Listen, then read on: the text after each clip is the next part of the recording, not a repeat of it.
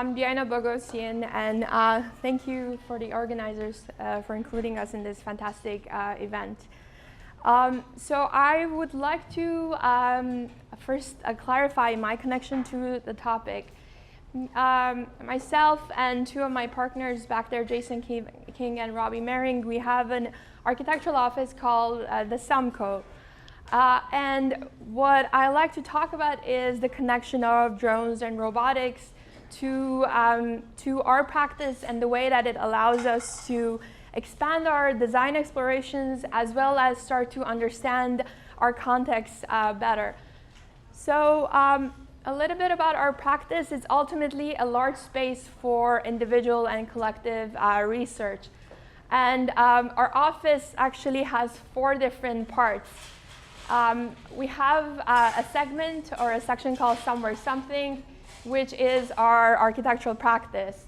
And with that, in the past few years, we've designed, let's say, typical restaurants in downtown LA. We've designed skate parks, a few of them around Los Angeles. And this is in Westchester. And what's interesting about our projects, it allows us to focus on specific aspects such as interactivity, explore computational aspects such as optimization in our design choices, as well as experiment with materiality. So our projects range, but what they all have in common is the way that we operate across this multiple, let's say, parts that we've set up. We have another segment which allows us to run workshops. And workshops have become a very big part of our practice. And today, what I'll be covering would be about the relationship of our research with the workshops that we are conducting in our space. So our workshops allow us to not only teach and experiment with different platforms, but also design various, let's say, robotic assemblies. We have a digital fabrication component that allows us to experiment with different materiality, work with different designers, and do a lot of, let's say, 3D printing and fabrication consulting for them. And it allows us to also do product design and use these computational tools to then start to design customized elements, for instance, use GIS data of Los Angeles City to create products that allow interaction with these elements. But what I'll be focused on here is our workshops. And we do view our workshops as a place that we could start to learn together. And part of that goes back to in a way, extension of our office in a way that myself and my partners, we do teach in various universities in New York and in Los Angeles. And for us, what's really important is to start to experiment with designing computational workflows, which was the title of the talk. So partially, what that allows us to do is to work with this concept of designing workflows. So workflow is a diagram that allows the human to interact with the machines. And in a sense, it allows you to map the design problem that you have in a way that you can break it into parts and start to think about how you can create this data sequences.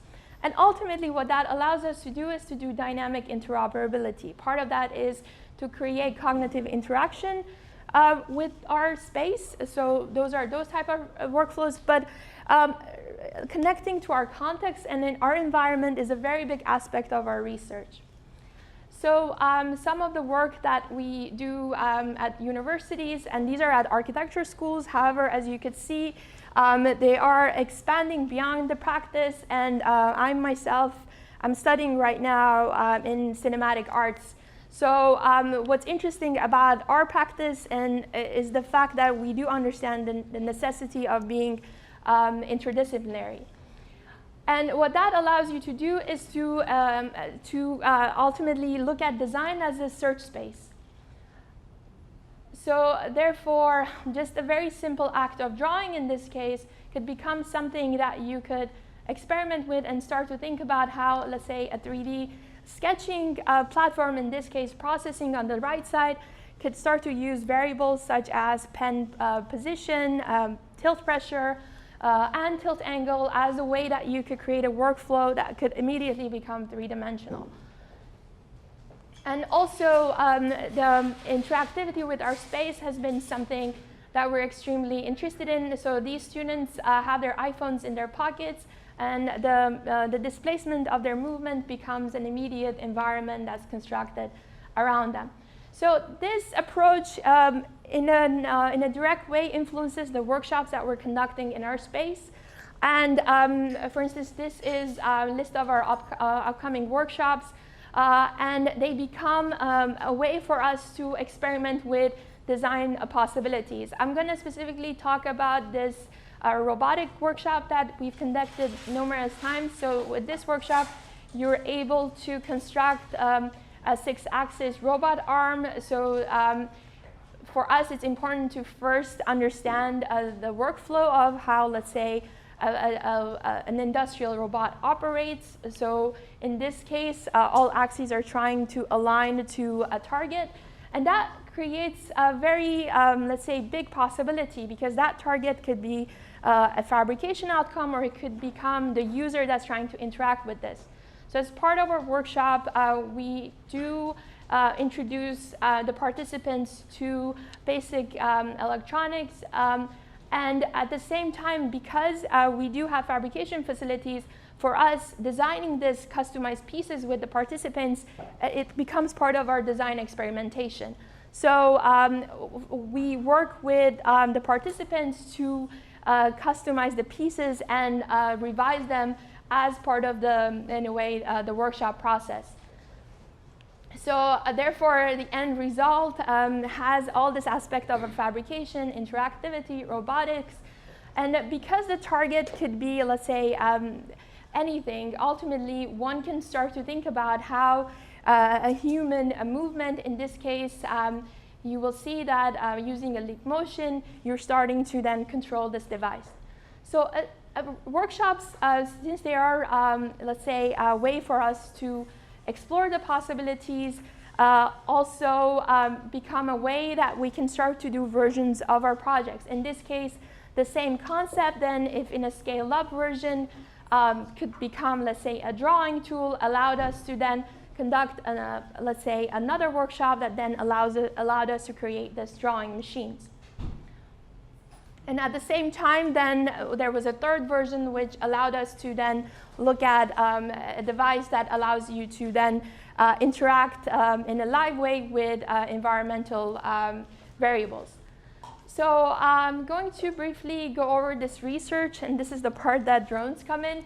Part of our research, which is happening in parallel with our practice and workshop, is environmental dynamic data collections. And as part of this, looking at, let's say, possibility of high-resolution spatial data collection could be done by using devices that are readily available, but at the same time allow you to do multiple readings at the same time. So this is a research which is using a very standard toolkit. However, the method is using a bicycle and a drone. And the bicycle is a dynamic reading, and drone allows you to have vertical readings. The research was conducted at the USC campus and Princeton campus, because in March they have really extreme weathers. And it allowed us to not only collect data, but as part of our interest, start to think about the variables that we're collecting, in this case CO2 level and temperature, could start to become filters that we're analyzing the footage that we're collecting from this.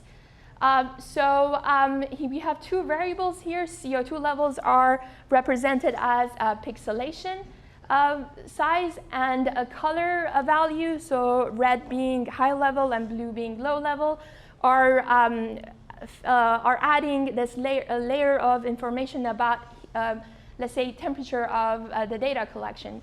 So in this case, as we're going closer to the 110 freeway, they're going to become darker and darker. And as part of this research, then the process of documentation and repeating the process is extremely important. And at the same time, analyzing and at the same time going to these points and look at vertical readings that then drones allow us to have, allows this other layer. So environmental sensors are mounted around 48 inch because that's the level that for most of us, in a way, intake these variables. However, having these vertical readings would allow you to really understand other aspects, such as how these variables can start to affect our buildings or our, let's say, policy-making information. So these are then some of the vertical readings. So again, the same two variables are used to be able to then conduct this as an analytical research. And what's really interesting about doing these research on campus, as most of you perhaps know, it's not really legal, and if you ask for permission, a lot of times you will not be granted. So just to tell you that most of the drone research was done on Sunday mornings when no one was on campus. And these are the vertical readings. At the same time, the same was done at Princeton. I will go over this fast. But as you can imagine, there are very extreme conditions, so it's important to compare these. And obviously, doing multiple readings different times is extremely important. And this way of working really requires you to have these type of matrix of possibilities, plotting of data, visualization of the data. However, one aspect that's missing from these type of data visualization is the physical aspect. So I'm going to close the talk with going back to the robotic workshop that we were conducting. So this is the third version of the robotic arm that we were teaching at our office. And with this version, we're able to,